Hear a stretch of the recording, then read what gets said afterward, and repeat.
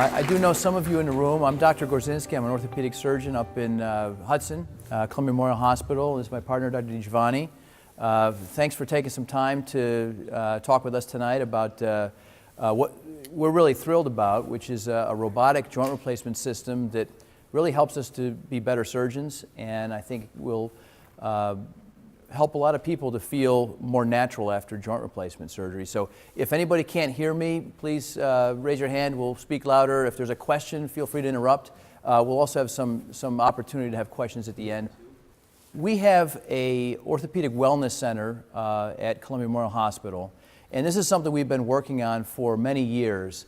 And it looks at a patient holistically as much as possible, and we try to optimize patients as much as we possibly can before surgery, medically, but also to impart as much knowledge as we can in an attempt to take some of the mystery out, remove surprises, and help people anticipate what is going to be asked of them around the time of surgery and afterwards to help achieve the best result possible. And so we contact people after surgery, and we ask them, you know, based on your experience, would you recommend us for friends or family members to have their joints replaced? And to do anything in medicine and have 90% happy people is rare. So we're very happy to be able to report numbers like this. And so getting more to the focus of our talk on total joint replacement, just about everybody probably knows somebody, maybe has been through this, but joint replacement is a very, very common thing in the modern day, and without question, it's only going to become more prevalent. Outcomes tend to be very predictable, and anybody that's had one, anybody that knows a patient's had one, there's always going to be some exceptions, but most people feel that they generally have waited too long once they've had it done and have rehabilitated. But this is more of a question. Are we perfect? Clearly not. There's definitely room to improve, and there's a variety of ways to sort of approach that. As mentioned earlier, we've been focusing on patient optimization education, and that's very helpful. We're focusing in this talk about some technology that helps us to facilitate a better result. And so I think we can agree that joint replacement is imperfect in the modern day, but it is a forgiving operation because most people end up doing very well and being happy with it. Complications are rare, though things can happen. Patients tend to be very pleased with the fact that their arthritis pain is gone. Doesn't mean it feels totally natural, but most people report significant improvement. The question is, what do we define as successful? Is it just absence of pain? Is it the fact that people can walk better usually afterwards? Most people will get better range of motion in their joint than they had because range of motion tends to be diminished with arthritis. Orthopedic surgeons are real happy when their x-rays look good, but you know, there's plenty of evidence that good x-rays don't necessarily make for a happy patient. With regard to hip replacements, a lot of patients are very focused on leg length equality, feeling natural, you know, elimination of limp. With knees, many times people before surgery have an angular problem in their knee. It's bow-legged or it's knock-kneed. And so having their legs straight, that's also satisfying. But I think people are looking for maybe more than that. Not just pain relief, not just having it straight. They want to get back, do the things they want to do. And through all of this, the ability to rehabilitate is hard work. And the easier we can make that for people, the happier people are going to be. So our goal is more focused on something that's called the forgotten joint score. And so what we want is for people to say, it just feels like a normal knee. Never like I had surgery, it just feels natural. And when we achieve that, you know, that's truly a home run. And if we could get that every single time, we'd be happy, patients would be happy, and our lives would be, you know, very, very good. And so one method to achieve this involves how accurate we are with our reconstructions. So these are some tools, and this is a model of a tool that is used traditionally for knee replacement surgery. And so what we do is we put this little pin in the center of the knee during surgery, and we put this around the ankle, and we use this to make basically a right angle at the top of the tibia, which is the shin bone. And it looks like kind of a crude instrument. It is. I mean, it's not that technical of an angle we're trying to cut. But this particular tool has not really changed in the last 30 years. This is a tool to insert a hip replacement socket. So down here, that is the socket portion of the ball and socket joint in the hip. And this is a rod that screws into it. And this little antenna that sticks up, traditionally we make parallel to the floor and perpendicular to the floor. This goes then even with the patient's back, and that's the way we align the cup in a total hip. That requires perfect patient positioning and no shift in their position during surgery. And many times it works out good. It's what we want. But if you really critically look at x-rays, not just ours, but everybody's, there's a range in how these cups are positioned. So this brings us to this system, and here's a model of it that's just about life size. And so this system is designed to take some of this variability away to give us much more accuracy than we could ever have before. And so we're thrilled to be able to offer this to patients. And as a tool for surgeons, I mean, this makes us much better. So I'll explain a little bit about this. So this device is called the Mako robot. And Makoplasty was originally just a partial knee replacement. And it was about a decade ago. People were having partial knee replacements done using this robot with this little burr on the end, and that's all it did. And the partial knee replacement market, a patient that is a good candidate for a partial knee replacement, is relatively rare compared to patients who are better served with total knees and total hips. And so this was something that was sort of a fringe issue. Some people pushed it really hard, but it wasn't really something that would add a lot of value to our patients. This then was purchased by Stryker, which is a huge orthopedic company, and it was developed into a system that was applicable to much more common patients, which would be total knee patients and total hip patients. Patients often have questions about recalls and hips and things, and it gets a little bit technical, probably beyond the scope of this, but the more accurately hips can be positioned, the less likely there is to be wear and issues. And so this metal-on-metal hip stuff that was going on a few years ago, that probably could have been significantly minimized if cups were put in perfectly every single time. So anyway, this was all going on, and I saw them developing the total hip system and then the total knee system. And that really allows us to have a system that is full-featured as far as the lower extremity is concerned, and our interest perked up significantly at that point. So what this is a very sophisticated three-dimensional planning process. And we're going to show you some pictures, some case studies coming up. But before surgery, we already know the orientation of components, how the cuts are going to look, the size and position of these components. And yet this can be adjustable during surgery to custom fit this. Then during surgery, we have an optical navigation system that's incorporated with this. So this robot is a tool, but there's also an optical camera. And we use optical arrays, which are temporarily affixed to the patient's bones, and that allows us and the robot to see what is happening with that person in 3 dimensions in real time, and allows us as surgeons to adjust in response to tight tissues, loose tissues, any changes in position that we want to do. That allows us to balance soft tissues, not by feel anymore, but by measuring to the millimeter and to the degree, and balancing and adjusting to make these joint replacements as balanced as possible. Then the resection is done using a tool on the end of this robot. This whole arm moves, and not by itself, but with us moving it. And so it's very interesting because it'll let us do whatever we want with it until we get close to the patient. And then we dial it in, we can look at a screen, and as we're moving it, it's giving us real-time feedback on what we're doing.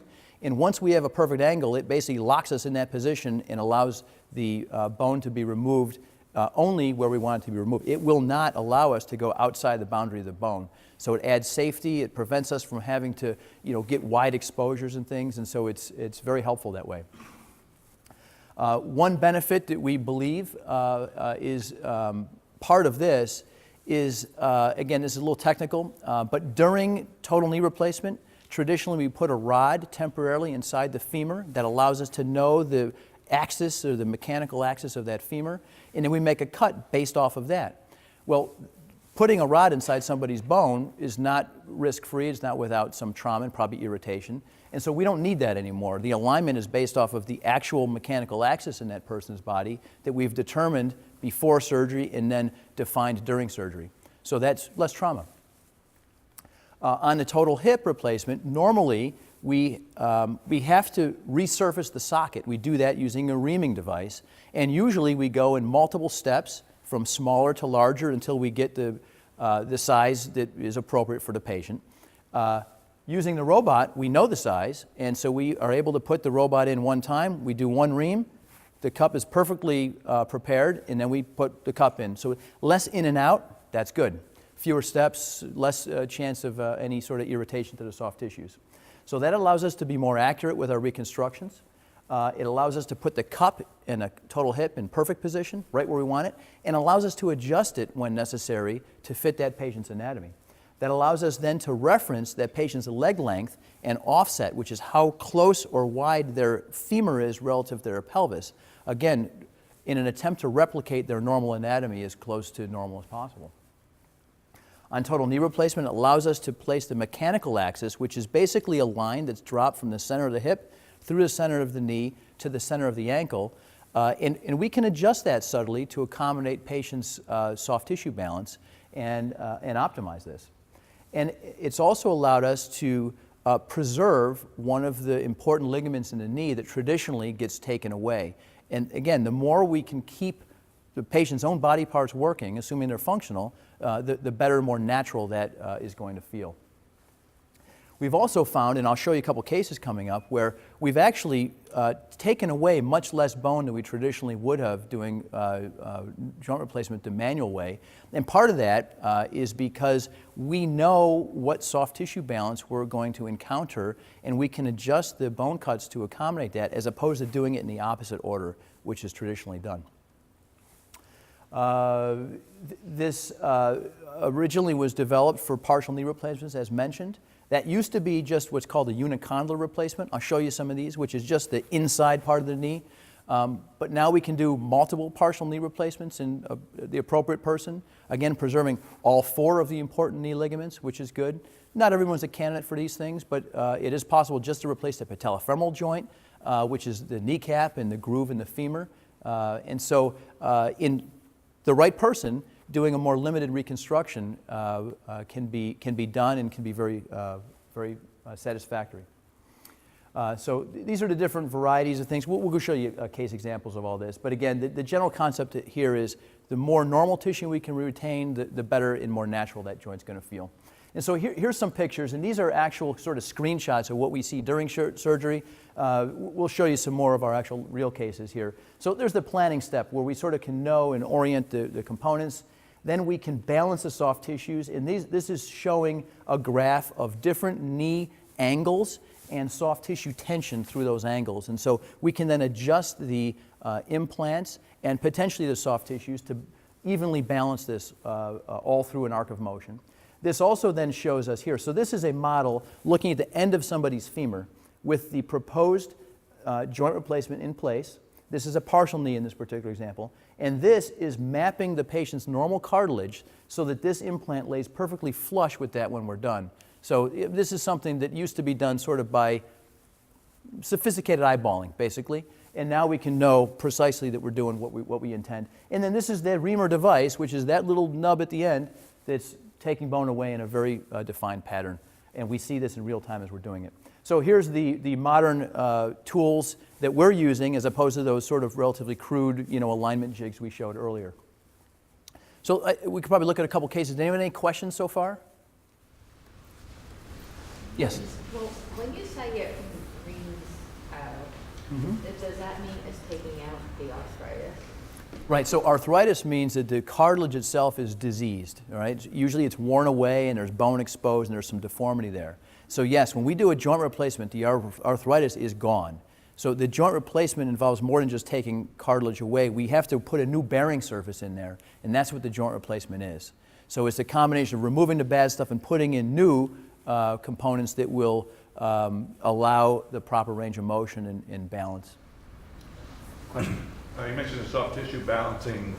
If you've had prior ligament damage, you know, decades ago, Yep. Can that affect the overall outcome? Yeah, it's a great question. And so, yes, not only does that matter, and it might make you not a candidate for a more ligament-preserving procedure, but we'll actually be able to define that instability during surgery. Sometimes we can adjust the components to account for that or balance for that, and sometimes it's best to switch to a different component. We have the opportunity to do that in real time in surgery. And sometimes we'll know before surgery, it just has to be done, and we can plan for that as well. But that's something that, you know, more specifically we talk about in person. So let me show you this case now. So this is a patient with a very arthritic hip. Now, the way these films are done, the right side is as if the patient's facing you. So here's the right side, here's the left side. This is a little bit of arthritis here in the left hip, but very severe arthritis in the right hip. And you can see that's not even a ball anymore. And so using this planning process, another thing that's important to see here, if you look at this little bump, that's called the lesser trochanter. That's a landmark we use during surgery and in planning. You look where this is relative to this other one. That leg is very, very short. And that's something that can commonly happen with arthritis, that leg gets decreased. Using this planning process, basically we put this all back together, and this patient was able to be lengthened 21 millimeters to come within 2 millimeters of the other side at the end of this reconstruction. So basically perfectly positioned cup, a stem that's nicely positioned, and then basically balanced leg lengths. So that'll make for a very happy patient. So our experience so far with rehabilitation in general has been a relatively easier rehabilitation. People are up and about, reporting sort of less early pain. You know, there's still going to be some pain involved with surgery, but more patients have reported to us earlier on that it feels normal, and people are saying, I want the other one done sooner than traditionally has been happening. So it's very clear that this is a different operation. It's not the way it was before. This is going to play out over years, but the more properly we balance and the more perfectly we position things, the longer these implants are expected to last. Here's a couple other cases. So this is a case of mine that I did a total hip replacement on somebody a couple years before. And this patient was very happy with this reconstruction and had put lots of miles on it and was thrilled. Came back when the other side became very symptomatic and wanted it done again, right, on the other side. And after discussing the robotic system and stuff, the patient ended up choosing to have it done with the robot, although we could have just done it the normal way. And so what's interesting here, if this is the actual screen that we can plan this on. And so this is the model of the patient's pelvis. You can see the total hip replacement on this side. And this tells me that during that surgery, although she was thrilled with it, there was a 12 millimeter leg length inequality that she was left with before that surgery. And so, you know, we proceeded on with the robotic planning process. And so this is what we actually look at. So this is planning the cup position. So here's the socket, and this green thing is going to represent the cup, and we can look at it in multiple planes. We can see that we're putting this exactly where it needs to be, exactly to the right depth, and exactly to the right angle. And so based on this, we chose positions of 45 degrees and 25 degrees to put this cup in. And then this shows us another plane and another plane showing that we're putting it right where we need to. We're taking enough bone, not too much bone, and putting this cup right where it needs to be. It then gives us an idea where our stem is going to rest, the size of the stem, where we're going to make the neck cut. So this is all very precise. And then again, we can look at this in a variety of different ways with a three-dimensional model. This even gives us an idea what the reconstruction is going to look like. Again, we haven't even done surgery yet. We haven't even made an incision. And we sort of walked through this whole thing. It gives us an idea of what our x-rays are going to look like. And so this is originally what we had looked at with an original reconstruction. Then we said, well, we can adjust this if we need to and correct this. So this is what we actually do during surgery. So at this point, we've made an incision. We've got our exposure. We've done the resection of the femur as we had planned. And then when we're going to navigate this cup and prepare this robotically, we have a little probe, and we start touching these different positions in the patient's pelvis. And every time we do that, that little dot turns a different color, and we just go through the whole thing until we're done. And then, so here's an action shot of us doing this. So here's this little probe. Here's the screen we're looking at. There's a little camera watching us, okay? And behind us is going to be the robot. And so at the end of this, these are all the little dots we've placed. And so then, based on the preoperative planning, the robot now is oriented. But then it then tests to make sure that the accuracy is as good as we think it's going to be. So then it tells us, now pop these dots. And you pop those dots, it's going to tell us you're within X number of millimeters. And it's usually within a half a millimeter is what we end up with. So then we bring in this device, and this is the reamer that we talked about, and this is an action shot. So this is a live action shot showing this reamer actually going to be erasing this green bone. And this is a prepared view. This is with the cup now in place. Remember, we wanted 45 and 25, and here we are at 45 and 24 right now during this picture. Some of these things are live action, so it doesn't necessarily mean we're exactly there, but here is the actual cup inclination, 45 degrees, cup version 25 degrees. This is the cup as it's implanted. And then we as surgeons can look into the incision and we can see the cup, in our case it's metal, not green, but we can see this precise contour and this little bit of cup that's showing, and so we can then visually verify that this is exactly what we thought it was going to be. Then we do some reference points on the patient's leg, and that tells us what our leg length ends up being in our offset. And we can adjust this because these components are modular. And so then this is the reconstruction, 45-25 like we'd planned, with a 1 millimeter difference between leg lengths, which is undetectable. So we're thrilled with that. So here's the plan, which was the proposed x-ray by the robotic system. Here's the actual x-ray when we're done, basically superimposable, which is phenomenal. So here's a severe deformity case. This is Lou's case. You want to talk about this one, Lou? Okay. This is a relatively young woman. She's 44 years old who had severe arthritis of her knee and her hip.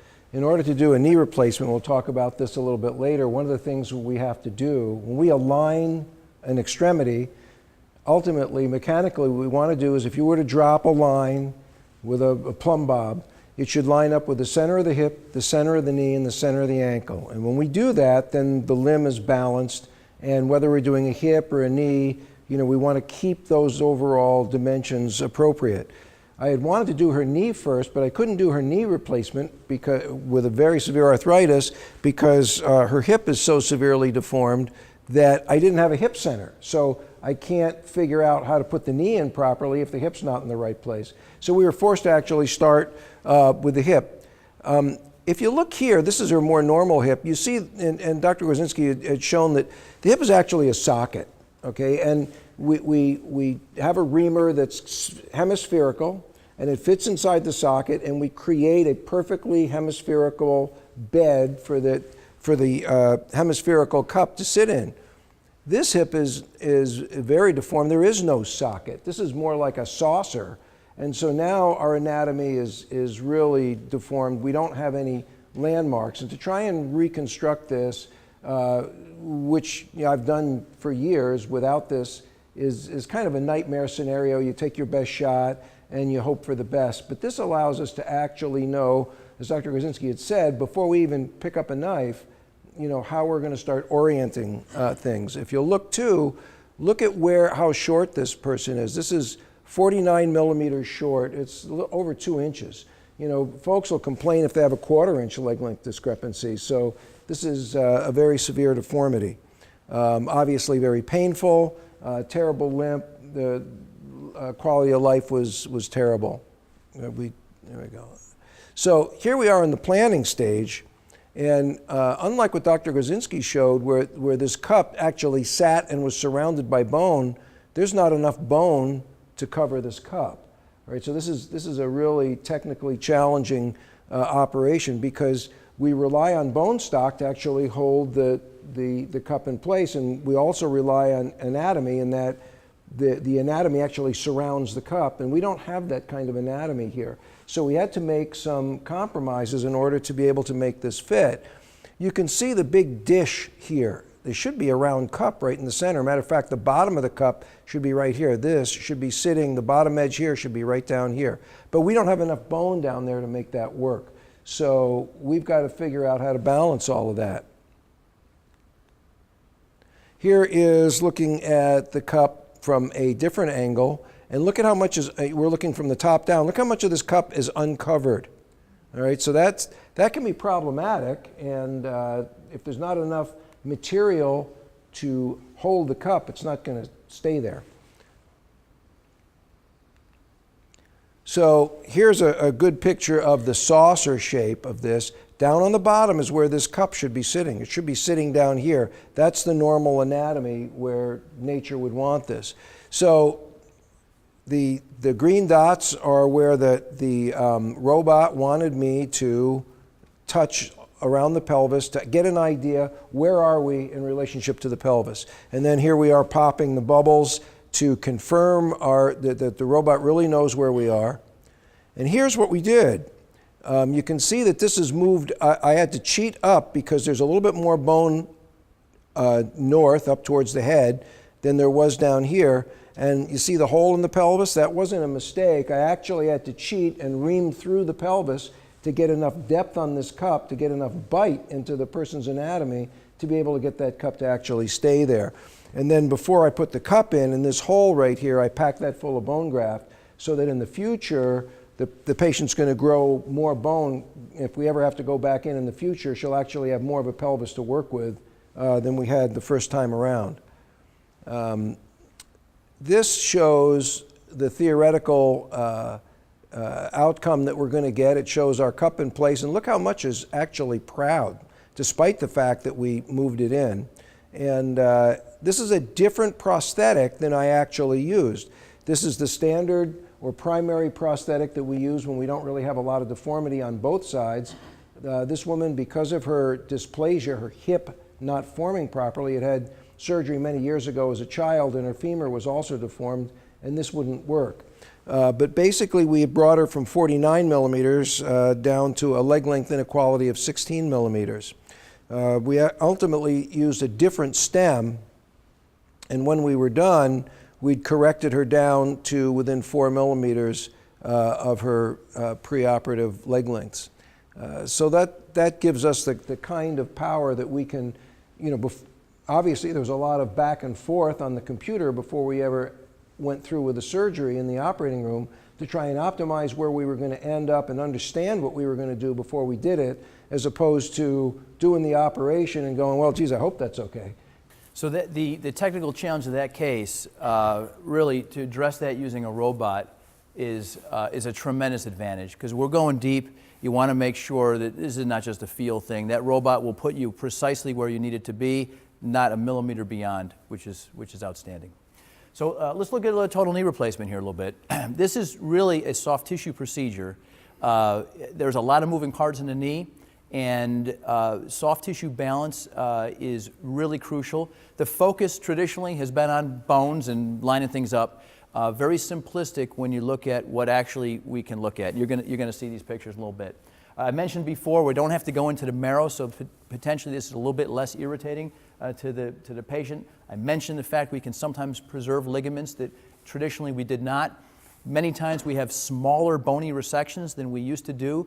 I would say there's very few exceptions to that. I take quite a bit less bone using the robot than we used to do manually, which is great.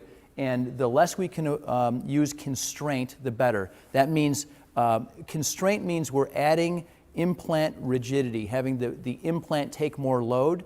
We want the implant to take as little load as possible, but in order to do that, we have to have perfect soft tissue balance. If we have to add constraint, occasionally there are still cases we need to do that. It's from severe deformity, and there's no question about it because we can prove it with the robot. So it's not a gray zone. It's not that we didn't make things as perfect as we wanted. It's necessary because of the severity of the deformity. So this is the planning of a total knee. And again, this is happening before a skin incision is made.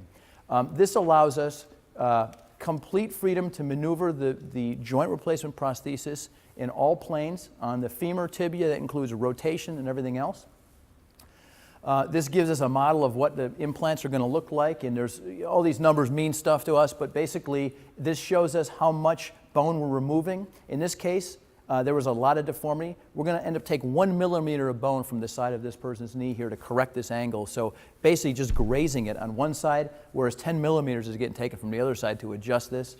And so this is preoperative planning to sort of take the default setting and put things in. We can adjust that a little bit. We can adjust the sizes. We can choose different plastic spacers to put in place. And then this is a depiction of what these bony cuts are going to look like. So you can see here, no cut is even being made on this section of the bone. Every place else is being cut, and that's just from the severity of the deformity in this particular case. Here's the process that you're now familiar with. We're doing this on a knee. This is a femur. These little dots we're going through, we map out the whole femur. We're going to match that up with our plan. Here's an action shot. So this array is on the robot. This is the camera. This is the array on the patient. Here's the array on my tool. So these all are working together to show us exactly what we're doing as we're doing it, and we can make adjustments. So here's another little picture. I try to keep the gory stuff out, but you can see there's an array on the femur, an array on the tibia. This is a leg. This is the tool I'm using to map this out. So then, this is now during surgery. What we're doing, using these default settings, we're achieving balance between the inside and outside of the patient's leg here. Here's 21 millimeters, 21 millimeters. We want that to be even. And then when we flex the patient's knee, we want to see basically within a millimeter that we're identical all the way through. And we can adjust the implant positions to equalize all this stuff. And we do that in real time as we're doing it. So then once we've done that and adjusted things we need to adjust, releasing things we need to release, then we actually bring in the robotic arm, and then it reproduces exactly our plan as we work together to do this. So again, we power the saw or the tool, and it ensures that our plan is executed perfectly. Here's another shot just showing some more cuts here. But basically then we know that we've accomplished exactly what we intended to. We know exactly our range of motion. We know our soft tissue balance. We know if we needed constraint that there was no question we needed it, and most of the time we get to avoid that. What actually holds those parts in place? So most of the time, traditionally, total knees have been cemented into place. The cement that we use is a mechanical bond. It's called methyl methacrylate cement. It's a two-part process. It's biologically friendly. It works very well. We do now have press fit or non-cemented total knees. Most total hip replacements in the modern day do not use cement. They're called press fit or bony ingrowth prostheses. That has been attempted with total knee replacements in the past with varying degrees of success.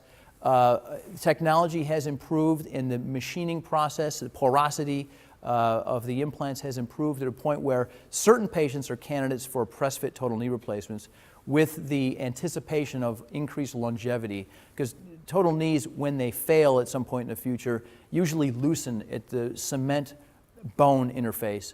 And so if we can avoid cement, we get more of a biologic fixation between these components. And so the precision of the resections with the robot allows very tight tolerances when we're implanting these things. And so, that is something we've begun offering certain patients that have very good bone and whatnot. So not everyone necessarily is a candidate for that. And I think as time goes by, it may be broadened to other patients. But it's a very good question. So sometimes cement, sometimes no cement. So partial knee replacement is a less common procedure. It's a subset of patients that need knees replaced. Occasionally we'll see very asymmetric wear where a patient will point right there. That's where it hurts, nowhere else. And their x-rays would sort of confirm that it's a relatively isolated area of arthritis. Many times in the past, we do a total knee replacement because it's most predictable and reliable. Now we have a system that allows us to be very precise with very limited reconstruction in certain cases. And there are instances where sometimes 2 of the 3 compartments can be reconstructed, and it allows us to preserve all 4 ligaments. So we'll give you a couple examples here, but the benefit of a partial knee replacement in the right person preserves bone, preserves ligaments, and even more important from the patient side of things is that most people report that it feels more normal. And again, the more stuff that you can keep in a patient that they started with, the better it is, the more natural it feels. And so again, it's very targeted, and I wouldn't say that most people are candidates for that, but we see a fairly substantial number. Lou, this is your case. You want to talk about this one? Under our kneecap, what we call the patella is the kneecap, the femur, it's called the patellofemoral joint. The kneecap slides in a groove on the end of your femur, and the forces underneath your kneecap or at the patellofemoral joint are the highest forces in the body. If you squat down right now, there's approximately 7 times my body weight going across my kneecap, and if I want to stand up, close to 10 times to push me back up. So it's no surprise that in many people, this joint wears out first. And until we started to develop an isolated patellofemoral replacement, this was a problem without a good solution, especially if it happened in a young person. Do you want to do a total knee replacement for a very isolated source of arthritis in a young person who's probably going to outlive that joint and require a major revision further down the road? So the challenges involved in just replacing the patellofemoral joint, when you replace the whole joint, it's a prosthetic. It's a prosthetic against the prosthetic. When you replace part of the joint, you have to have a prosthetic that matches the contour of the original joint, and it has to be set perfectly so that the edges of that implant line up exactly with the edges of the cartilage and bone that you're leaving behind. So technically, this is a very difficult thing to do. Partial joint replacement is much harder to do than total joint replacement, and it has to be done much more precisely, and if it's not done precisely, the results are not good. And until the advent of the Makoplasty here, this was something that I know I shied away from for fear of not being able to do a good enough job and having somebody not having a good result. This again, here we are showing the joint in different planes. This is looking under the kneecap as if you were looking underneath and I screwed that up. Okay, as if you were looking underneath the kneecap to get an idea of the groove that this patella sits in. And you can see that we're trying to match this up exactly with the anatomy of the patient.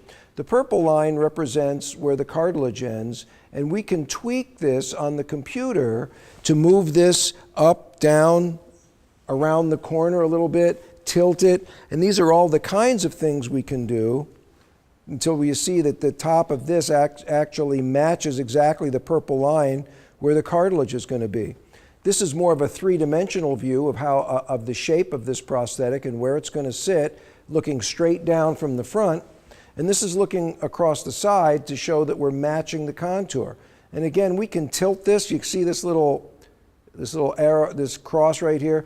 That's a pivot point. We can tilt it, and we can tilt this in different planes. So this allows us to understand exactly how we're going to place this component to make it fit properly so that the joint works properly. And by the way, that pivot spot can be put any place. And so it can be translated, it could be shifted, it could be deeper, more superficial, rotated. I mean, it's complete freedom to place this any place. And then the key here is mapping the cartilage and ensuring that it is going to be flush with that implant, as you can see right here. So there's no step off as that knee goes through a range of motion.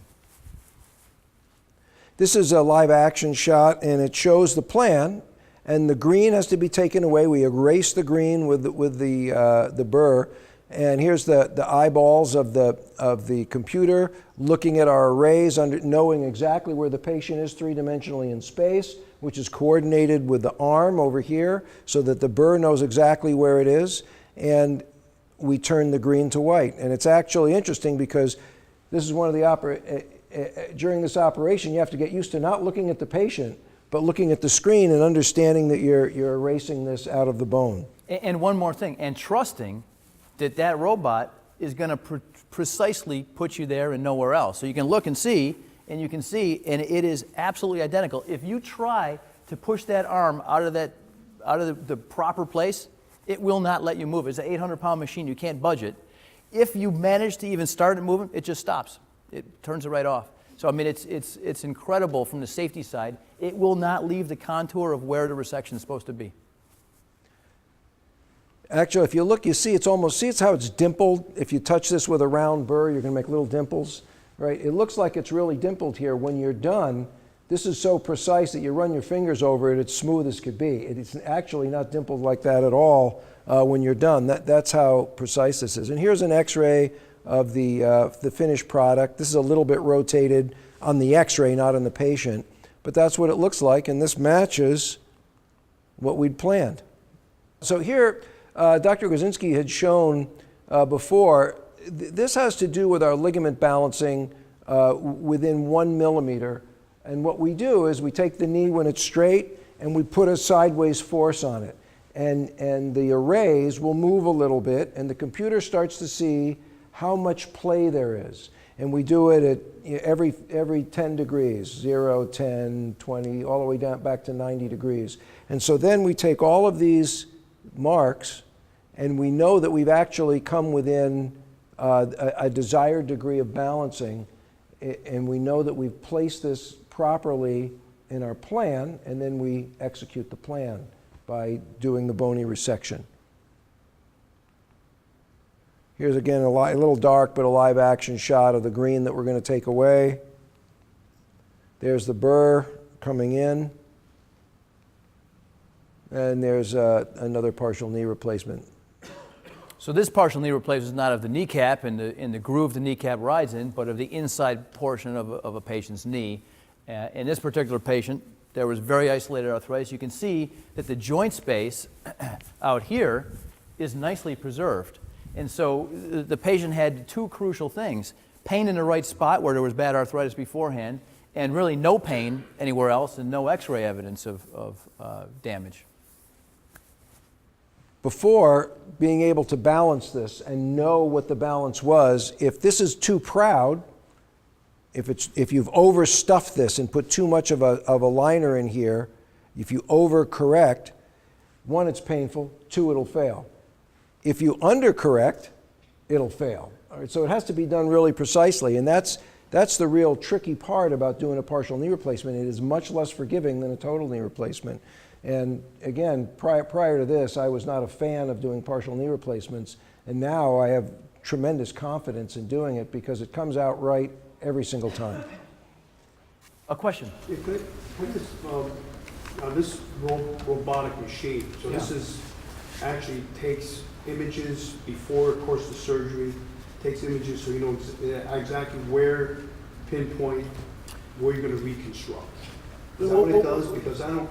Yeah, so here's how this works. So, I'm listening, but I'm trying yeah, to... so if we're not being clear, let's clarify. So a patient has a CT scan, which is a three-dimensional x-ray of their joint beforehand, and then we also determine their starting mechanical axis. Again, that's this imaginary line between the center of the hip, which is in your groin, down to your ankle, and that might be in the middle of your knee in a normal, a normal anatomy, but it could be on one side of your knee or the other.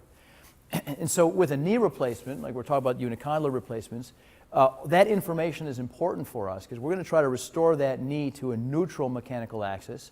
We don't want to overcorrect, as Dr. DiGiovanni said, and that's why knowing exactly what we're doing with those soft tissues is crucial. So we have a three-dimensional understanding of the patient's anatomy to start with. Then we have a plan, so we know the size and the orientation of the components that we're going to use. And components are metal and plastic devices that we're going to put in that person.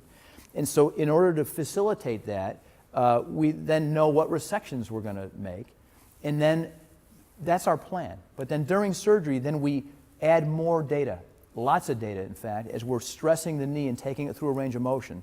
So then we know in real time, is the knee tight in extension? Is it loose in extension? As we get halfway flexed, does it loosen up? Is it tight in flexion? And so we can adjust that implant and or release some soft tissues as needed to make that, that sort of graph of soft tissue tension as even as possible all the way through. So that's what it is. So it's a preoperative plan based off a CT scan, then intraoperative soft tissue balancing in addition to the resection and adjustments of the prosthesis, and then implantation of a tried and true prosthesis. Okay, and when that robot machine is controlled actually by the doctor, of course. Yes. You said you can make adjustments with it. Well, correct. So we make adjustments. When we say we make adjustments, we're not pushing that arm around. So our adjustments are on the computer. And so we're in surgery, and we've got a computer screen. And there's a person behind that robot. He's not doing anything, but he's taking us through the software. And so we say, let's go back. I want to adjust that implant position a little bit. Give me 1 millimeter here, and let's see how that balances our soft tissues. And so we can adjust that till we're happy with our plan. And that's whether it's a partial knee, total hip. We make these adjustments in real time. They can step forward and back through that software as much as we want. There's ways we can do it. It's easier to have somebody do it for us. And then we can test that and readjust as much as we want. We haven't touched the actual robotic arm yet. We're just planning. And so then when we've decided on our plan, we've got the size, the orientation, any tweaks we want to do, at that point we bring in the arm and we make our bony resection, and it's carrying out our exact plan. Now that robot, as I say, you can put it wherever you want until you get to the position of the bone. When you're within a very close distance to the bone, it goes into this sort of haptic range where it will prevent you from going outside of a safe range. And if we've adjusted 2 degrees, I mean, it's not something you're going to see this thing doing. If you did it live, it would obviously be moving to adjust to that, but that's not how this is done. So although they could easily flip the switch and have this thing be automatic, but patients wouldn't be happy with it. I don't think surgeons would be happy with it. That's not how it's been designed. That's how Ford makes cars, right? I mean, we're not doing that. This thing is operated fully by us. So our plan is in our head on the computer screen, and then when we make adjustments to that, anything we adjust will be reflected in what this thing actually does. And to our eye, it'll be imperceptible. If we move something a millimeter or a degree, that's not something that we ever had the ability to measure or adjust to during surgery. And now we can fine tune. Actually, it'll go in less than 1 millimeter increments if we want it to. So we can adjust that as fine as we would like and as many times as we need to make it as perfect as we can possibly get it. And then this just basically helps us carry out our plan precisely. Okay. Does that answer the question? Okay. Question here? The prosthetic piece is pre-made, is that correct? Yes, that's correct. So when you make these adjustments, how do you account for that with the piece that you already have made? So all of this planning, okay, this green thing that's up on here on the screen, it represents where that prosthesis is going to be. And so when we have all these planning steps, we're orienting the actual prosthesis that this thing knows all the dimensions of, and we can change sizes, we can flip and turn, and when it moves it knows all those contours. So that is the actual implant that's being aligned virtually and then in reality. And it's remarkable. I mean, we've been using it we've done a lot of operations with this, but I mean, you can trust this machine as a surgeon much better than any tool. If it says you're going to be balanced in full extension, it is balanced. There's no surprises. I mean, to have a tool that reliable and predictable in the operating room as a surgeon is absolutely phenomenal. Question? So does that mean that all the implants are custom, or is there just an array of different sizes So it's a good question. So no, these are not custom implants, but we're implanting them in a custom way, if that makes sense. So there are a variety of sizes of implants, and you could put all these different combinations together. You get thousands and thousands of possible scenarios. The reality is most people are within a relatively reasonable range, and there are very few exceptions to what these things can do. I mean, the prostheses themselves have been developed over many decades, and so there's right and left. There didn't used to be that. There used to be a very small selection of sizes. We got a wide range, so it's very rare to bump up against one of the end points in range. And then there's actually a variety of thicknesses of plastics and stuff. I mean, using a robot, you don't need all these different thicknesses. You plan for a 9, you get a 9. I mean, it's amazing how much less variability there is in reconstructions having this level of precision. If I may, with regards to the question about custom prosthetics, I don't know, anybody here wear custom shoes? No. Well, we all got different feet, right? So there's tons of different shoes out there, and there's tons of different sizes, and we can usually find a size that fits pretty well. There are times when we do have to have custom prosthetics made for us, because nothing that's off the shelf, despite the thousands of combinations that we can put together, will fit. And we do have the ability to make a custom prosthetic when it's necessary. But for the most part, it doesn't work like that. And as far as the three-dimensional mapping that Dr. Krasinski and I have been talking about, by taking the CAT scan and so on, if you think about it, this is a very high-tech way of what the dentist does. He goes in, he sticks that junky stuff in your mouth, and you wait till it hardens up. Now he's got an exact mold, and he knows the exact shape and size of whatever tooth it is he's trying to resurface, which is what we're doing. We're resurfacing, okay? But we can't stick gunky stuff in your knee and figure it out, so we've got a three-dimensional computer that gives us that data, in real time, and then we can work with that instead of working with hand molds. There's a question in the back as well. This selection of, I mean, is there a certain model or whatever brand that implant that you use? Yes, so this system is from one company. It implants that one company system. So it was a brilliant business move for Stryker to acquire this, because I can't think of a surgeon that wants to have less precise tools to use. But if you want to use this system with this degree of precision, you use Stryker stuff. And that's perfectly fine with me, because their stuff is very good. And this total knee system has been around for a long time. Actually, all of their systems have been around for quite a long time. And there are a lot of different options to sort of custom choose bearing services and things for patients. We can get into more specifics about that if necessary. But they are a very well-run company with high-performance prostheses.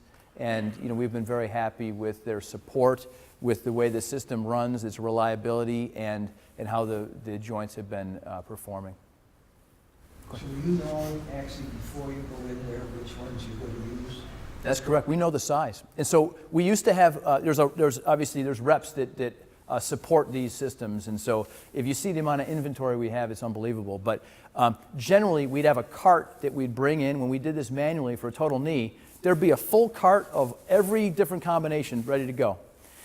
Now they bring in the implants like this and set them down, and they never have to leave the room. I mean, it's great because they know exactly what it's going to be.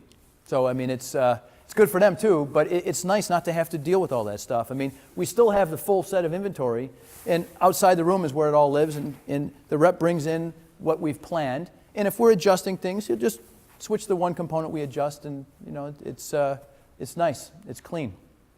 Question? How about the recovery time? Recovery time has been more rapid in most cases. There's going to be a spectrum of how people do after surgery, but patients have reported, I've had some interesting things.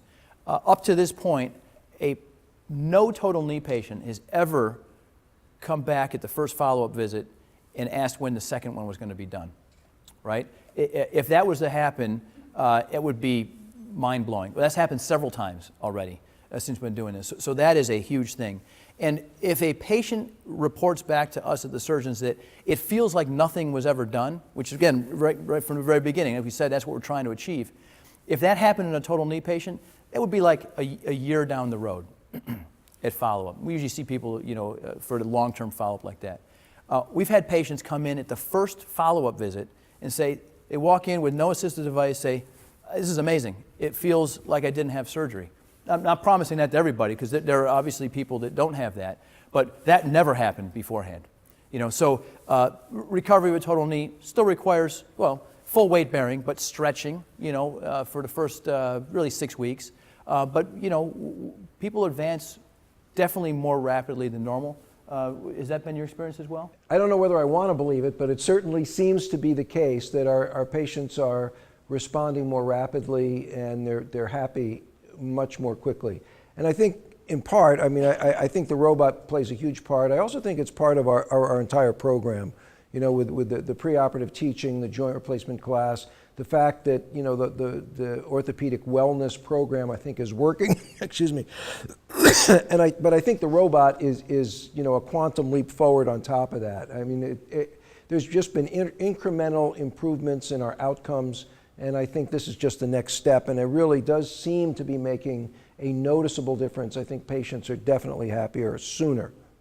And then there's maybe another element to this too, which is there's a psychology of healing. And if there's doubt in your mind about how perfect this all went, it interferes. And to know as a surgeon that you've got basically a perfectly oriented, perfectly balanced prosthesis, and to know as a patient that that's what's happened, I think that is a very, very helpful and supportive, bit of knowledge to help when it feels like it doesn't want to move. You got to move it. It's nice to know that it's not that maybe something's off by a degree. We've got it down. So, another question. I want to ask about here ligament damage, which is what I do, and the joint is replaced as an implant.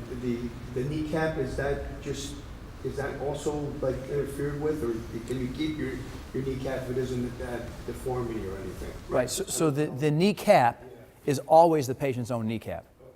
The undersurface of the kneecap has cartilage on it. And when we do a total knee replacement, we always resurface the kneecap. Sometimes they don't do that in Europe and people do fine, but in America, people seem not to do fine if you don't, resurface their kneecap. So we do everybody's patella or kneecap during surgery. So the bone itself is your own. The cartilage gets reconstructed using a plastic button that basically represents the cartilage, and it articulates in the groove of the femoral component. Question? Do you want your patient to be at a certain weight? Ideally, patients are at an ideal body weight. There's very good evidence that above a certain body mass index, and that's looking at body weight to height, so it's not just weight, but it's sort of overall dimensions that matter, risk starts increasing. So there's not necessarily a hard cutoff, but there's interaction that we have with patients and attempt to optimize that. That's for patient safety, for their outcomes, and to avoid complications. Question in the back? Is there, if you have limited, say you can just go a little past 90 degrees, would you have improved movement, range of motion? We're talking about a total knee. So if somebody's knee won't go past 90 degrees before surgery, the question is... Or a little bit more than 90, a little bit... Sure. But during surgery, we would be able to correct that. So you should be able to touch your heel to your butt in the operating room. Then what you can do to rehabilitate that afterwards, we'd support you in it, but it would be unusual not to get more motion than that back. And we would make sure that during surgery, it would be theoretically possible. And then the patient's job is to make it come true, which is stretching through it. But basically using this software and this whole system we've been discussing, that allows us to know that the extension balance of the soft tissues is equal to the flexion balance of the soft tissue. So there will not be any binding because of implant suboptimal balance. And then in live action, we actually range patients' knees to ensure that what we think is true is actually true. And so that's when we leave the operating room, when that knee is properly balanced with a full range of motion, setting you up for successful rehabilitation. Your knee is full of arthritis and your cartilage is gone. Yes. How do we replace that cartilage? So this is the whole point of this operation. So when the cartilage is all ground up and there's nothing there, we don't have a reliable way to put cartilage back, because when that happens, the joint gets all distorted, and cartilage is not a material that has much ability to heal. There's no blood supply to it. If you look at the end of a bone, it's white, and you cut cartilage, it doesn't bleed, it just sits there. And so once it's gone, it's gone. Now people are working real hard to grow cartilage and grow it back, and the moderate successes that have happened are very limited areas of regrowth, and it's not normal cartilage. So it's not durable. And so we resort to prosthetic reconstructions. And so we basically resurface the ends of the bones. Instead of cartilage on those ends of the bones, it's metal, and there's plastic that's articulating in between. I'll show you one more case, and then there will probably be more questions here. So this is a individual who is in the process of undergoing a double partial knee replacement. So this is a patellofemoral, or a kneecap, and partial knee between the femur and tibia. And so here's some action shots. The groove, as Dr. DiGiovanni's case earlier was depicted, and then the partial replacement on the inside. The benefit of doing this is a very young patient. This compartment is not involved, and the cruciate ligaments are spared. And so, 30 years down the road, when this fails or wears out, if it does, this could be easily converted to a total knee replacement with very minimal bone loss. And or if this compartment eventually wears out, it's also possible to slip a partial knee replacement there. So that's a triple partial, but with intact ligaments. And so, that's sort of an ideal scenario for a very, very young person with relatively mild deformity. So a couple more action shots. Here's a final result. Again, that x-ray is rotated a little bit, but here's the patellofemoral reconstruction. Here's the medial compartment, or inside part of the knee, and you can see that nicely preserved lateral joint space in this young person that we didn't need to sacrifice. So just to summarize, we've covered a lot of stuff, and you're certainly welcome to ask, and we'll answer more questions. Robotic joint replacement is here. We're super proud to be able to offer it to the community. As surgeons, we're thrilled to be able to use this. It gives us accuracy and safety that is essentially unparalleled. This system, the components have really exceeded our expectations. Without a doubt, it allows us to do a better job in the operating room, which is what we care most about. We've beat on this a little bit. We can take less bone. We can preserve ligaments when appropriate. And already we're seeing patients reporting more natural feeling joints, happier sooner, and that really makes us very, very happy. Part of that is having a little bit easier rehabilitation. I don't think ever it's going to be effortless. There's always going to be some rehabilitation time after surgery, but the easier we can make it for patients, the happier everyone's going to be. So thank you for your attention. More questions? Yes, if you're not a candidate because the arthritis is not to that degree, what creates the degree before it's just considered? Well, the way we determine if it's of the degree to do an operation is not necessarily an x-ray. I mean, if your knee is perfect on x-ray, we need to have the explanation for why. And so there's reasons people can have knee pain beyond just arthritis, right? We see with MRI scans, bone marrow edema or inflammation in the bone. That can behave just like an arthritic knee or worse sometimes, like a stress fracture trying to walk on this. So it's not just what the x-ray looked like beforehand, but we have to listen to what our patient tells us, when it hurts, what's the distribution of pain. There's more advanced imaging than just x-rays. And so there have been cases, I think both of us have seen, where joint really doesn't look as bad as it is in real life. And so there's ways to figure that out. So, and if you're truly not a candidate, because there's really no damage, is it referred pain from somewhere else?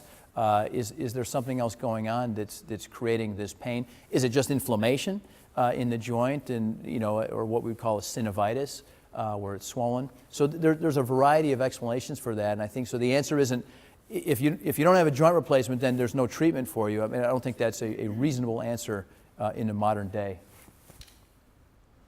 But part of your question is everyone's asking, what about the cartilage in my knee? Do I really have bad arthritis? Do I need a joint replacement? Do I need something? And part of that, has to do with is a large group of folks in orthopedics that are it's the Cartilage Preservation Society, and they're trying to figure out ways for us to keep our cartilage. And I have no doubt that one day Dr. Gorzinski and I may be somewhat obsolete. We won't even need to do this if we can figure out the biology of what makes our cartilage go bad. Now, sometimes it's trauma, there's an injury, and there's nothing anybody can do to prevent it. But more and more, we're starting to realize that the health of the cartilage, which is like formica or a veneer that sits on top of a wood surface, we've all seen when the veneer, if the wood starts to go bad underneath the veneer and the glue gets bad, it delaminates, doesn't it? It wears out. And so that's part of the problem that we're trying to figure out. We know that, and we're starting to learn that when cartilage is going bad, a lot of times the bone right underneath it is no good. And that bone secretes hormones and enzymes that help keep the cartilage attached and healthy. And so a lot of research is being done to try and understand what leads to arthritis, to try and help us preserve our own joints. And what we're taking care of here is the folks that's given up the ghost, and now you need to get this fixed, because you can't put it back. Maybe one day we'll figure out how to stop it from going away, but right now we can't put it back. So we're resurfacing, just like a dentist puts a crown in your tooth. And I use a dentist a lot because we stole a lot of their theory, and we actually use it in different applications. But that's something we're all familiar with. Is this reimbursed by most insurances? Yeah, matter of fact, the irony of this, I mean, we think it's a lot better. There's no additional charge to use a robot. So this is an expense that the hospital absorbs after much pleading by us that they should do this to give us a better tool for our patients. So yeah, there's no additional charges. Insurance companies make very clear that they don't really care, how you do it. They'll pay for the operation. They don't care about accuracy. Yes. Oh, sorry, we got two different questions. So let's go front and then we'll go back. Yeah. After total knee replacement, can the patient return to kneeling or gardening, do garden work? I'm told sometimes people can't kneel on it. Yeah, so there's a sort of a two-part question. Yes, you can go back to do that stuff. Not everybody really prefers to kneel on it. And so it's not uncommon. I mean, if I try to kneel on my knee, I haven't had surgery on my knee, it doesn't really feel very good. But then to have a prosthesis in place and to kneel on that, you know, it's not surprising. It doesn't really feel great. There are patients that report back to me, you said I wouldn't be able to or I wouldn't like it, and it doesn't cause me any problem whatsoever. So there's some variability there, but that's not something I tell people they should not do. What about you, Lou? Do you tell people? You cannot hurt a knee prosthesis by kneeling on it. You just won't. You may hurt yourself because it doesn't feel good, but you won't damage the prosthetic. And exactly as Dr. Gorzinski said, a lot of us don't like to kneel down anyway. It's just not the most pleasant thing. Once you've had surgery and a scar, sometimes it's not pleasant, that's all. But you won't damage it. Have at it. Another question?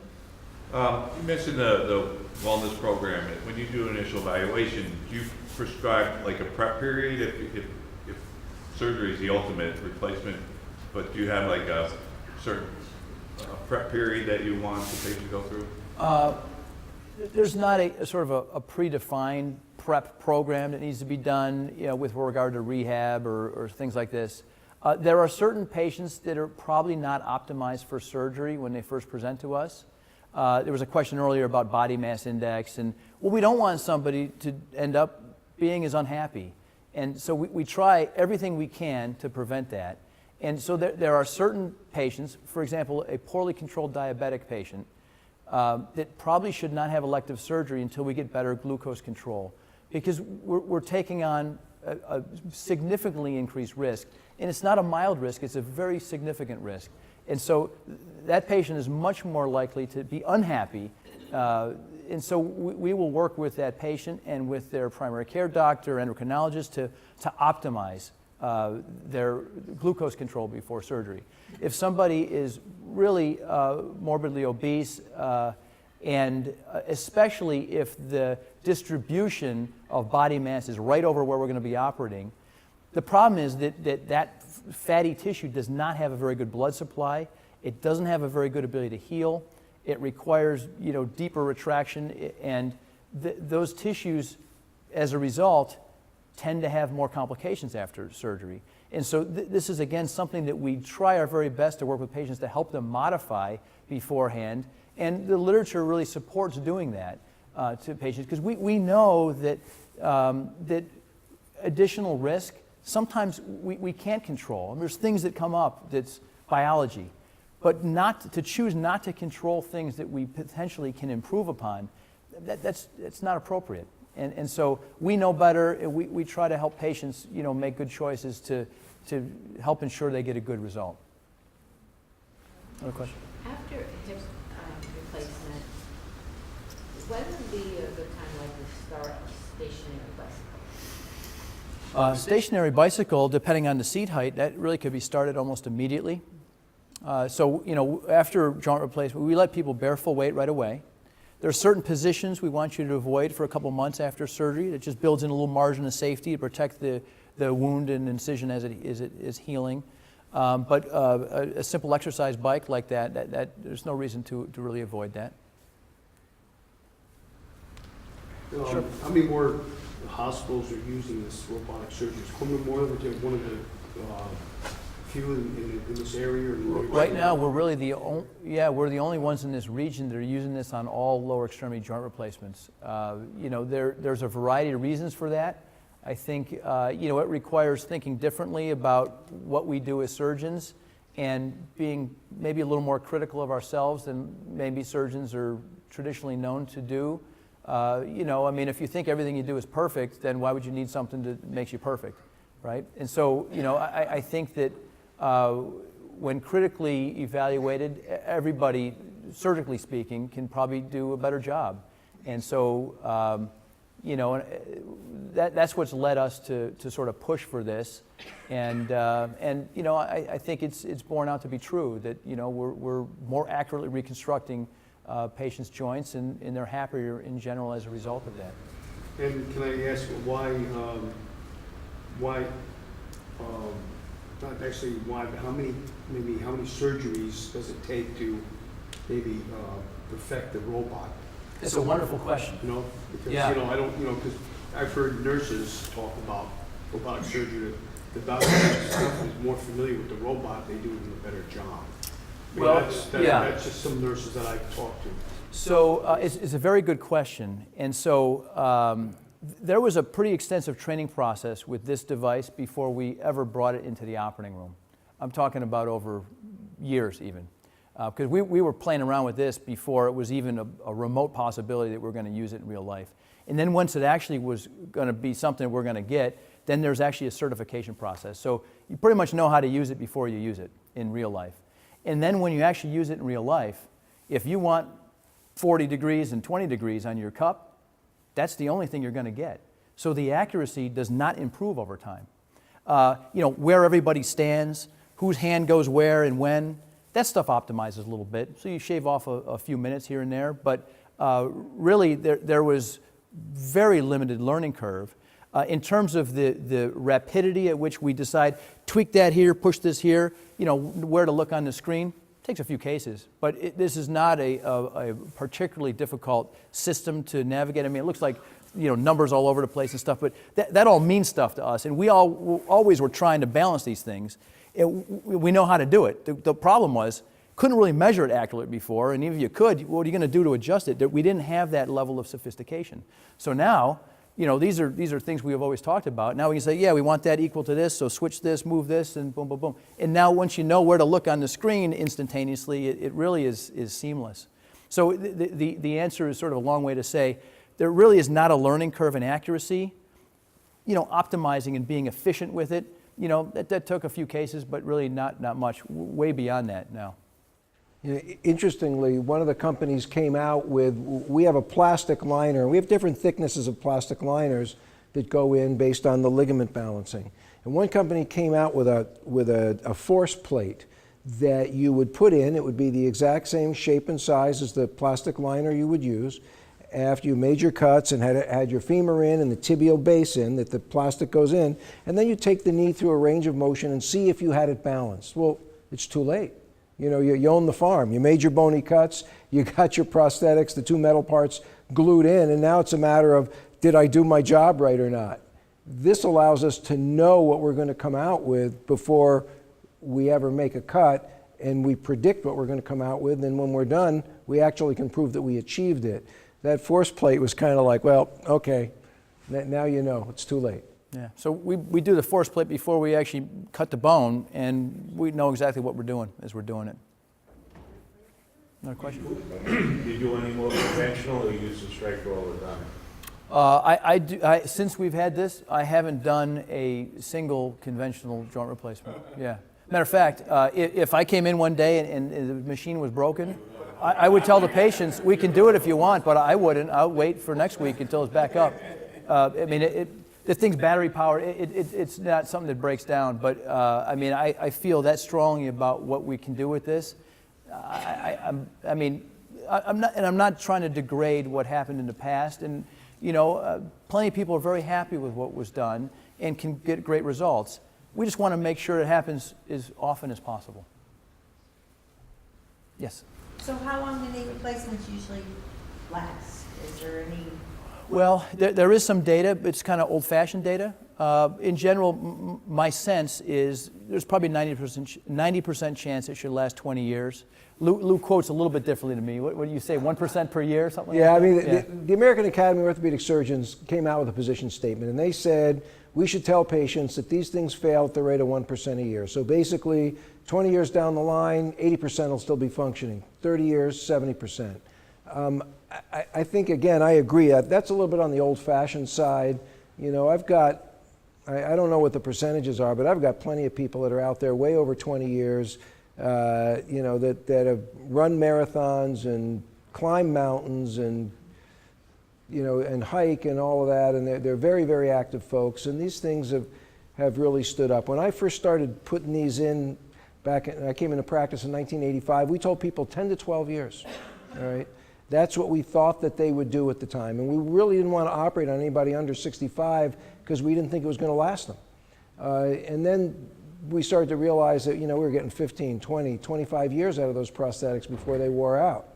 And 25, 30 years ago, think about the difference in cars over the last 30 years. So our prosthetics, not only the degree to which we can put them in accurately, which is extremely important with regards to longevity, but the prosthetics, the materials, where the rubber meets the road is improved.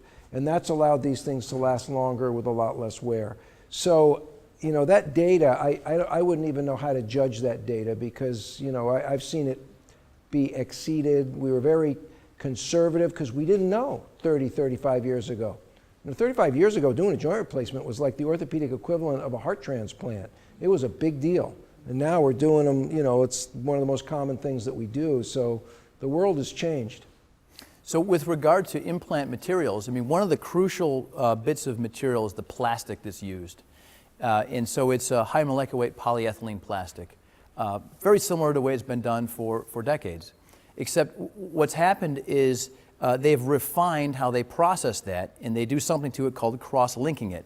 That dramatically reduces the wear. We also have materials like ceramics that can be used, and the wear rate is almost negligible in this in a reasonable period of time. So, and I think we're going to see, we mentioned before these bony ingrowth prostheses. If we get biologic fixation, if we get ceramic on cross-linked polyethylene, the chance that these things go much longer than traditionally has been thought is very possible. And the data where we quote 1% per year or 90% in 20 years, that's based on using materials from 20 years ago. As Dr. DiGiovanni was mentioning, they were not cross-linking things and using ceramics and things routinely back then. So, we're very optimistic about longevity. Question? How long do these surgeries normally take? On average, the patient is in the operating room for about 2 hours total. Of that time, there's about an hour of action going on where there's an incision and before it's closed. So there's setup, there's takedown, there's prep, but in general, consider a joint replacement, whether it's a shoulder, a hip, or a knee, to be about an hour of actual surgery time. Yes? Is there ever any body rejection from the materials that are used in the prosthetics? Yes, thankfully it's very rare. If a patient has a known sensitivity to certain metals like nickel, that's something that needs to be very carefully considered. But that's rare. Even more rare is an allergy to titanium. I've seen it. And that would require potentially custom implants or some compromise on what we actually do for reconstruction. And then after implantation, if you have blood work, does it sometimes show an increase in metals? Do you have that kind of screening? Sometimes. So if a patient has a metal-on-metal prosthesis, like these total hips we've referenced a little bit earlier, almost all those patients are going to show elevated levels of cobalt and chrome because that's actually what's wearing. Thankfully, we didn't really get caught in that trap with metal-on-metal. It was a temptation that when it was extrapolated out to the large numbers of patients, it did not behave biologically like people had hoped. So anytime, however, there's metal in somebody's body, it is possible to have a detection of that metal. And this gets a little bit technical, but when there's modularity between implants, specifically on hips, there's a ball that goes on top of a stem. There can be microscopic motion there, and that can create some metal ions. Generally, it causes no issue for anybody. But that can potentially be detectable. And an occasional person who's very sensitive, it could be irritating. And so that's one of the questions that we usually have for patients is, do you have a metal sensitivity that's an allergic reaction to costume jewelry, stuff like that? How many days post-op do patients normally go home? The majority of our patients are able to go home the day after surgery. Most people walk the same day as surgery. Those that don't the same day, if it's later in the day or something, they usually will be able to do that the next day. Within a day or two, most people are up and down the hall, up and down the stairs, and comfortable on oral pain medications so they can go home. So somewhere around 50% of patients are actually out the next day, and the remainder, there's an occasional patient that wants to go to rehab, inpatient, but most people within a day or two are home. Yes. So a few people that told me they had knee surgery, they told me like it was like the most like painful thing ever. Now with this machine, does that adjust that somehow? There's a controlling postoperative pain is a very important part of what we do. Forget about the robot for a second. I mean, so there are a variety of ways to do that, and so that's part of the planning process. You know, knowing what to expect and what everybody in the hospital is going to be doing to help support you, I think is very helpful to start with. And then during surgery, the vast majority of our patients have a regional anesthetic block. So with surgical pain, usually there's a spike of pain to start with, and then it usually rapidly fades away so that it becomes a stiff bruise or swelling kind of feeling. But that sharp pain, that's what people fear the most. We can basically eliminate that using a regional anesthetic block. And the anesthesiologists use an ultrasound device, they target the nerves, and they put some long-acting Novocaine there. So for about the first 20 hours, that's in full effect. And so it really deadens the nerves around the joint. Well, I mean like after the operation. We'll get into that. And so then, yeah. So then during surgery, there's little spots within the knee or the hip that we add additional Novocaine to because we know they're sensitive spots. And so we add some additional local anesthetic, like Novocaine. You can, you know, you won't feel it at all for a period of time. And so we're trying to take that first spike of pain and blunt it as much as we possibly can so you never had that. That provokes anxiety, makes you miserable. We don't want that to happen. So we try to numb it up. The skin is one of those areas that gets numbed up. Deep tissues around the joint get numbed up. And then after surgery, we have a sort of a multimodal pain management process. Starts during surgery. There's medications we give you. Sometimes it involves a steroid. Usually it involves some sort of basic things like Tylenol, anti-inflammatory medication. And then we can give you long-acting narcotic medication or immediate-release narcotic medication for a short period of time as you get through this. Most people don't need to be on it for very long periods of time. You know, we showed you that grid, that pie chart showing satisfaction. I mean, you know, what we're doing is satisfying a lot of people. We ask them a couple weeks after their operation. So 90% of the time they're telling us, yeah, we'd tell that anybody would come here. And that's partly reflection of how we control pain and support patients through the perioperative period. You know, but you know, there's some variations in how people feel, obviously, and you know, so there's some adjustability in what we do. Do you recommend, like, after total knee replacement, to have blood thinners? Because I've heard some people possibly having blood clots because of... It's a great question. Yeah, so that's an important point because we want to avoid complications. And so what we do is a couple different things. We generally don't use a tourniquet during surgery. Most of the time, total knee replacement is done under a tourniquet. And what that means is temporarily we're stopping all blood flow to the leg so there's no blood loss. There's been some studies showing that actually increases the overall blood loss in patients. Not a ton, but it doesn't, you know, just make blood not come out. It comes out at some point. It just happens after surgery as opposed to during surgery. So what we do is we control it as we go. The more we allow that blood to flow, the more we circulate antibiotics, the more that limb stays warm, and the less likely there is to be a blood clot. And then we also risk stratify people. So we ask about medical history, about family history. Have you ever had a problem with clotting? Is anybody related to you, you know, have a blood clotting problem? And then we can give a more powerful blood thinner in those circumstances. Most people who are at normal risk, and that's the vast majority of people, can be treated sufficiently with just using aspirin a couple times a day for the first month or 6 weeks. Yeah. Other questions? What if you're already on blood thinner? If you're already on a blood thinner, and a lot of people are, we have to get you off of that so that during surgery we can do what we need to do and not have bleeding that's hard to control.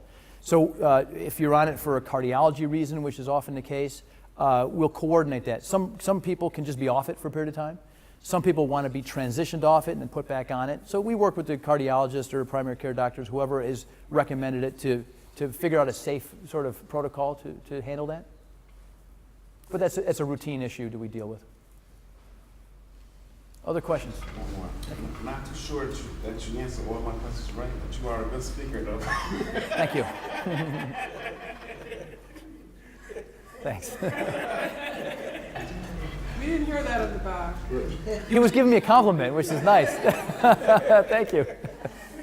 Other questions for me? Yes. So when they talk about, like I have a torn meniscus, but they talk about just going in and cleaning it up, what is that? You need to be very careful with just a torn meniscus because, as a matter of fact, outside on the table out there is a card with my website, and I have an article about why is everyone so fixated on the meniscus. It's worth reading, and I haven't necessarily looked at your MRI, and but many adults, I would say maybe even most adults, that have a, quote, torn meniscus actually have arthritis, and they have it in the same compartment. Right, so, and that's the trap, because the trap is you want somebody to handle your meniscus aggressively and then wonder why it doesn't get better afterwards. The reason is that that's not the main source of your trouble. The problem is you have a degenerating joint, and there's not a lot of harm in it, but you went through an operation and you have expectations you're going to feel better, and if you don't, there's some people who feel worse after you fool around with that. So not saying that meniscus surgery in general is wrong, but it needs to be done for a specific reason and a specific person. And whenever there's arthritis in that compartment, there needs to be an understanding that it might help, it might not, there's a chance it'll be worse. And there are patients that we can predict are going to be worse with this. We talked before about bone marrow edema and the reaction of the bone to overload and stress. We can see that on an MRI scan, and that you generally just glossed over, but that's a crucial bit of the evaluation, is to know how much inflammation is in that joint and to try to predict, is the pain coming from the bone? Is it coming from the meniscus? Some combination of both. And so I would just urge caution dealing with the cleanup of the arthritic knee. With regards to meniscus, I try to explain to folks that there's kind of two different extremes. You got the 19-year-old kid who's on the cross-country team, and he's running, and he steps in a woodchuck hole, twists his knee, here's a pop. He had a normal knee, he gets a meniscal tear. That meniscus needs to be addressed. He does not have a diseased knee. Then you get someone in whom the meniscus is just, the meniscal tear is part of an overarching disease. And you get an MRI scan, you go, yeah, the meniscus is torn, but it's only part of it, and it's not all of it. And that's where you get caught in the trap. And you have to look at as Dr. Wozinski said, the quality of the bone underneath it, and doing surgery on that is not necessarily correct. This is one of the harder parts of our job, believe it or not, is talking to patients about their meniscal tear and trying to explain that, yes, I know somebody said you have a torn meniscus, but probably is not going to give you a good outcome if we just clean up your meniscus. And again, I'm not saying that necessarily applies to you, but just sort of in general, sometimes it helps, but I think traditionally has been paid too much attention. Yeah, it's like, how do you know? How do you know when all of a sudden it's like, okay, I need to replace my knee? Yeah. Well, it depends on a few things. It depends on your pain level. It depends on what your x-rays and MRI and stuff look like. It depends on your expectations and goals. But basically, if you have significant joint space narrowing or cartilage loss, and you've got a lot of pain that's associated with that compartment or your knee in general, in my practice, that's a joint replacement. That's not a knee scope cleanup thing, because I really don't like disappointing people, and the chance of you being unhappy with that operation is significant. And I've seen a lot of people from different practices that have had to clean up, and they want to know why it still hurts, and that's why. I mean, it's usually not that gray of a zone. It becomes pretty obvious in most cases. Now, there's some times where it's hard to tell, and we work with patients. Here's the risk and benefit of doing a knee scope. Biggest risk is you might be disappointed we have to do a knee replacement. On the flip side, if there's really not a lot of joint space narrowing, mild degeneration, maybe you shave off a few years before you need to have a knee replacement. I mean, so there's a chance that it gets you good, but it's more about what your expectations are, and this idea that maybe you need more than one thing done. That's not what we try to do. We like to fix it once and have a good chance of a happy patient. All right, well, once again, thank you all for coming out, and if there are any other informal things, we'll take questions on an individual basis afterwards. Thank you.